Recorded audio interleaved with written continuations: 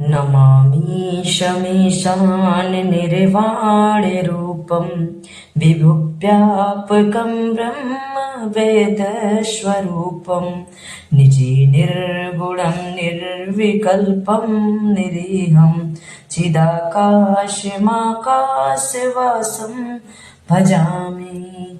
हर हर महादेव। आप सभी का स्वागत है मेरे चैनल धार्मिक कहानी में। आज सोमवार का दिन है, भगवान शिव जी की दिन है। तो आइए सुनते हैं सोमवार व्रत कथा, भगवान शिव और माता पार्वती की कथा। अगर आप सभी को मेरी कथा अच्छी लगे तो लाइक, शेयर और चैनल को सब्सक्राइब जरूर करें और अपने दोस्तों में, रिश्तेदारों में चैनल को सब्सक्राइब जरूर करें और शेयर करना मत भूलिएगा। सोमवार का दिन भगवान शिव को समर्पित होता है। जो भगवान शिव के अनन्य भक्त हैं, उनके भक्त लोग कथा, व्रत और भगवान शिव की आरती जरूर करें। इस व्रत को करने से भगवान शिव अपनी भक्तों की मुराद जल्दी पूरी करते हैं। सोमवार का दिन भगवान शिव को समर्पित है, इसलिए इस दिन भगवान शिव की पूजा और व्रत करने का महत्व और सबसे ज्यादा है। आप सोमवार के व्रत करते हैं तो आपको सोमवार व्रत कथा पढ़ना बहुत जरूरी है, क्योंकि इसके बिना आपका व्रत अधूरा माना जाता है। आइए सोमवार व्रत की कथा सुनते हैं। एक बार एक नगर में एक साहूकार रहता था। उसके घर में धन की कोई कमी नहीं थी, लेकिन कोई संतान न होने के कारण वह बहुत दुखी था। संतान प्राप्ति के लिए वह हर सोमवार का व्रत रखता और पूरी श्रद्धा के साथ शिव मंदिर जाकर भगवान शिव और माता पार्वती की पूजा करता था। उसकी भक्ति देखकर एक दिन माँ पार्वती प्रसन्न होकर भगवान शिव से साहूकार की मनोकामना पूर्ण करने का निवेदन किया। पार्वती जी के आग्रह पर भगवान शिव ने कहा, हे पार्वती, इस संसार में हर प्राणी को उसके कर्मों का फल मिलता है और जिसके भाग्य में जो हो उसे भोगना ही पड़ता है। लेकिन पार्वती जी ने साहूकार की भक्ति देखकर उसकी मनोकामना पूर्ण करने की इच्छा भगवान से कही। माता पार्वती के आग्रह पर शिव जी ने साहूकार को पुत्र प्राप्ति का वरदान तो दे दिया, लेकिन उन्होंने बताया कि यह बालक 12 वर्ष तक ही जीवित रहेगा।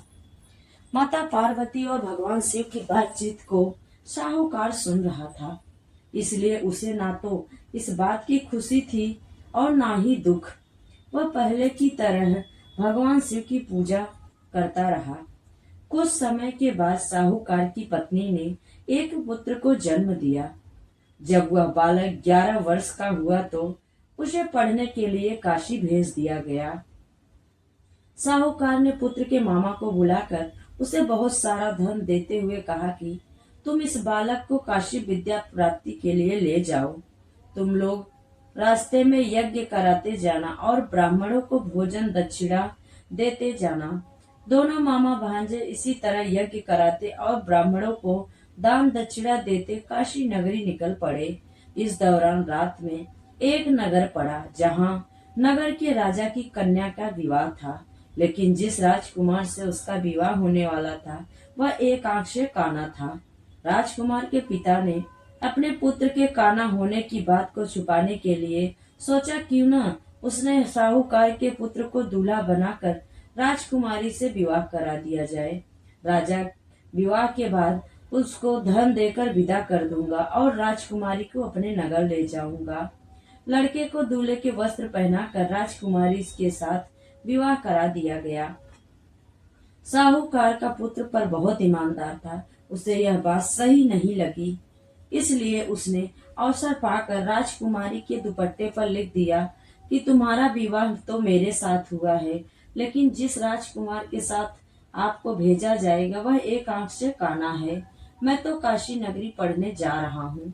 जब राजकुमारी ने चुन्नी पर लिखी बातें पढ़ी तो उसने अपने माता पिता को यह बात बताई। राजा ने अपनी पुत्री को विदा नहीं किया, फिर बारात वापस चली गई। दूसरी ओर साहूकार का लड़का और उसका मामा काशी पहुँचे और वहां जाकर उन्होंने यज्ञ किया। जिस दिन लड़का 12 वर्ष का हुआ उस दिन भी यज्ञ का आयोजन था। लड़के ने अपने मामा से कहा कि मेरी तबीयत कुछ ठीक नहीं लग रही है। मामा ने कहा कि तुम अंदर जाकर आराम कर लो। शिव जी के वरदान के अनुसार कुछ ही देर में उस बालक के प्राण निकल गए। मृत भांजे को देखकर उसके मामा ने विलाप करना शुरू किया। संजोगवश उसी समय शिव जी और माता पार्वती उधर से जा रहे थे। पार्वती माता ने भोलेनाथ से कहा, स्वामी, मुझे इसके रोने के स्वर सहन नहीं हो रहा। आप इस व्यक्ति के कष्ट को अवश्य दूर करें। जब शिवजी मृत बालक के समीप गए तो वह बोले कि यह उसी साहूकार का पुत्र है पार्वती, जिसे मैंने 12 वर्ष की आयु का वरदान दिया था। अब इसकी आयु पूरी हो चुकी है। लेकिन मातृ भाव से विभोर माता पार्वती ने कहा, हे महादेव, आप इस बालक को और आयु देने की कृपा करें और इसके वियोग में इसके माता पिता भी तड़प तड़प कर मर जाएंगे। माता पार्वती के पुनः आग्रह पर भगवान शिव ने उस लड़के को जीवित होने का वरदान दिया।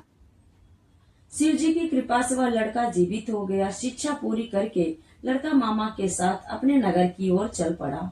दोनों चलते हुए उसी नगर में पहुंचे जहां उसका विवाह हुआ था। उस नगर में भी उन्होंने यज्ञ का आयोजन किया। उस लड़के के ससुर ने उसे पहचान लिया और महल में ले जाकर उसकी खातिरदारी की और अपनी पुत्री को विदा किया। इधर साहूकार और उसकी पत्नी भूखे प्यासे रहकर बेटे की प्रतीक्षा कर रहे थे। उन्होंने प्रण कर रखा था कि यदि उन्हें अपने बेटे की मृत्यु का समाचार मिला तो वह भी प्राण त्याग देंगे। परंतु अपने बेटे के जीवित होने का समाचार पाकर वह बेहद प्रसन्न हुए। उसी रात भगवान शिव ने साहूकार के स्वप्न में आकर कहा, हे साहूकार, मैं तेरे सोमवार के व्रत करने से प्रसन्न हूँ और व्रत कथा सुनने से तेरे पुत्र को आयु लंबी प्रदान की है। इसी प्रकार जो कोई सोमवार का व्रत करता है या कथा सुनता और पढ़ता है, उसके सभी दुख दूर होते हैं और सभी मनोकामना पूर्ण होती है। प्रेम से बोलिए शिव माँ पार्वती की जय। अब सुनते हैं सोमवार व्रत की दूसरी कथा। एक बार श्री महादेव जी और माता पार्वती जी के साथ भ्रमण करते हुए मृत्यु लोक में अमरावती नगर में आए। वहां के राजा ने एक शिव जी का मंदिर बनवाया था। शंकर जी पार्वती जी के साथ वहीं ठहर गए।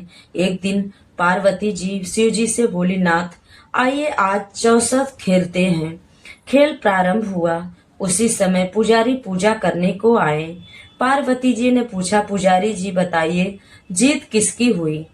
पुजारी जी ने बिना सोचे समझे कहा कि भगवान भोलेनाथ ही जीतेंगे। अंत में जीत पार्वती जी की हुई। पार्वती जी ने मिथ्या भाषण के कारण पुजारी जी को कोढ़ी होने का श्राप दे दिया। पुजारी जी कोढ़ी हो गए। कुछ दिन बाद देवलोक की अप्सराएं पूजन के लिए आईं और पुजारी जी को देखकर उनके कोढ़ी होने का कारण पूछा। पुजारी जी ने सब बातें बता दी। अप्सराएं बोली, पुजारी जी, आप 16 सोमवार का व्रत करो, महादेव जी आपका कष्ट दूर करेंगे। पुजारी ने उत्सुकता से व्रत की विधि पूछी। अप्सराओं ने पुजारी को 16 सोमवार व्रत की विधि बताते हुए कहा, सोमवार के दिन सूर्योदय से पहले उठना, फिर स्नान से निवृत्त होकर स्वच्छ वस्त्र धारण कर लेना, उसके उपरांत आधा सेर गेहूं और आटे का चूरमा बनाकर उसके 3 भाग कर लेना। फिर भगवान शिव की प्रतिमा के समक्ष घी का दीपक जलाकर गुड़, नैवेद्य, फूल, बेलपत्र, चंदन, अक्षत, जनेऊ का जोड़ा लेकर विधि विधान प्रदोष काल में भगवान शिव की पूजा करना। पूजा के बाद गेहूं के आटे से बनाए गए चूरमे के 3 भाग में से एक भगवान शिव को अर्पित करना और एक आप ग्रहण करना। बाकी भाग को भगवान का प्रसाद मानकर सभी में बांट देना। इस विधि से 16 सोमवार व्रत कर 17वें सोमवार को 5 सेर गेहूं की बाटी का चूरमा बनाकर भोग लगाकर बांट दे। फिर सर्व कुटुंब प्रसाद ग्रहण करे। ऐसा करने से शिव जी आपके सारे कष्ट दूर करेंगे। यह कहकर अप्सराएं स्वर्गलोक को चली गई। पुजारी जी की विधि व्रत कर रोग मुक्त हुए और पूजन करने लगे। कुछ दिन बाद शिव पार्वती जी पुनः आए। पुजारी जी को जो कुशल देखकर पार्वती जी ने उनके रोग मुक्त होने का कारण पूछा। पुजारी जी के अनुसार पार्वती जी ने व्रत किया, फलस्वरूप कार्तिकेय जी पार्वती माता के आज्ञाकारी हुए।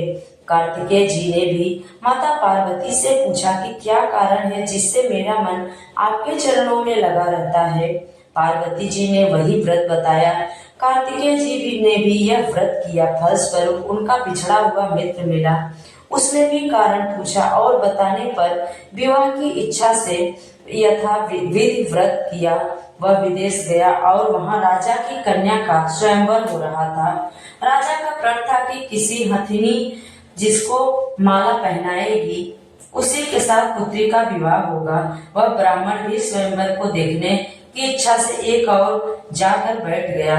हथिनी ने माला उसी ब्राह्मण कुमार को पहना दी। धूमधाम से विवाह हुआ। उसके बाद दोनों सुख से रहने लगे। एक दिन राजकन्या ने पूछा कि आपने कौन सा पुण्य किया जिससे राजकुमार छोड़ हथिनी ने आपको चुना। ब्राह्मण ने 16 सोमवार का व्रत सहित विधि बताया।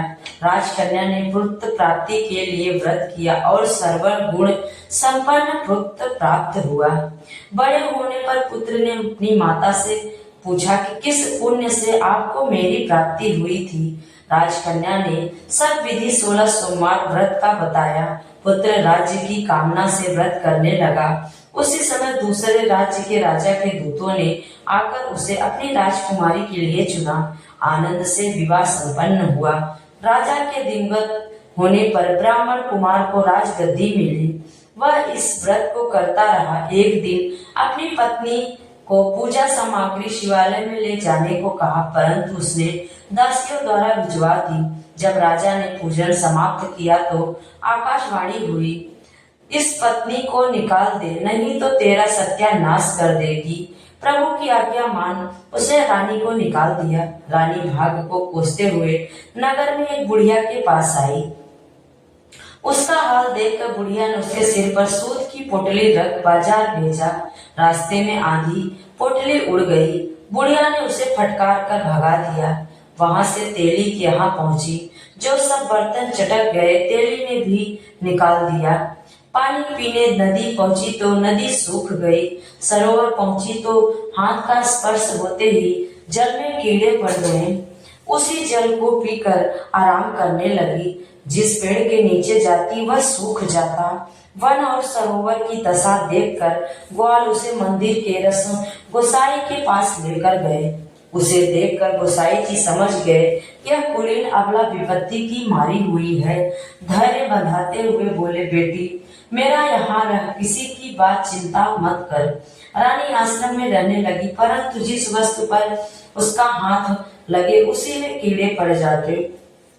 दुखी हो गोसाई जी ने पूछा, बेटी किस देव के अपराध से तेरी यह दशा हुई। पुजारी की बात सुनकर रानी ने सारी घटना बता दी। गोसाई जी बोले, बेटी तो 16 सोमवार का व्रत करो। रानी ने विधिवत व्रत पूरा किया। व्रत के प्रभाव से राजा को रानी की याद आई और दूतों को उसकी खोज करने भेजा। आश्रम में रानी को देखकर दूतों ने राजा को रानी का पता बताया। राजा ने जाकर गोसाई जी से कहा, महाराज यह मेरी पत्नी है। शिव जी के रिष्ट होने से मैंने इसका परित्याग कर दिया था। शिव जी की कृपा से अब मैं इसे लेने आया हूँ। कृपया इसे जाने की आज्ञा दे। गोसाई जी ने आज्ञा दी और राजा रानी नगर में आए। नगर वासियों ने नगर सजाया, बाजे बजने लगे, मंगलाचार हुआ। उसके बाद शिव जी की कृपा से प्रतिवर्ष 16 सोमवार का व्रत कर वह रानी के साथ सुख पूर्वक रहने लगे। इसी प्रकार जो मनुष्य भक्ति सहित और विधि पूर्वक 16 सोमवार व्रत को करता है और कथा को सुनता है, उसकी सभी मनोकामनाएं पूर्ण होती है और अंत में वह शिवलोक को प्राप्त होता है। हे शिव जी, जैसे आपने राजा और रानी को अपना आशीर्वाद दिया, वैसे सभी पर अपना आशीर्वाद बनाए रखना। प्रेम से बोलिए शिव और पार्वती जी की जय। अब सुनते हैं शिव जी की आरती। ओम जय शिव ओंकारा, स्वामी जय शिव ओंकारा, ब्रह्मा विष्णु सदा शिव अर्धांगी धारा। ओम जय शिव ओंकारा, एकानन चतुरानन पंचानन राजे, हंसानन गरुडासन वृषवाहन साजे। ओम जय शिव ओंकारा, दो भुज चार चतुर्भुज दस भुज अति सोए, त्रिगुण रूप निरखता त्रिभुवन जन मोहे। ओम जय शिव ओंकारा, अक्षमाला वनमाला मुंडमाला धारी, चंदन मृग मद सोहे भाले शशिधारी। ओम जय शिव ओंकारा, श्वेतांबर पीतांबर मालांबर अंगे, शनकादिक ब्रह्मादिक भूतादिक संगे। ओम जय शिव ओंकारा, कर के माध्य कमंडलु चक्र त्रिशूल धरता, जग करता जग भरता जग संहार करता। ओम जय शिव ओंकारा, ब्रह्मा विष्णु सदा शिव जानत अविवेका, प्रणवाक्षर के मध्य ये तीनों एका। ओम जय शिव ओंकारा। प्रेम से बोलिए शिव जी पार्वती माता की जय। हर हर महादेव। आज की ये सोमवार की कथा आप सब प्रेम से और श्रद्धा से जरूर सुनिएगा और कथा को पूरी अंत तक सुनिएगा। अगर आप सभी को कथा अच्छी लगे तो लाइक शेयर और चैनल को सब्सक्राइब जरूर करें। कमेंट में हर हर महादेव जरूर लिखें।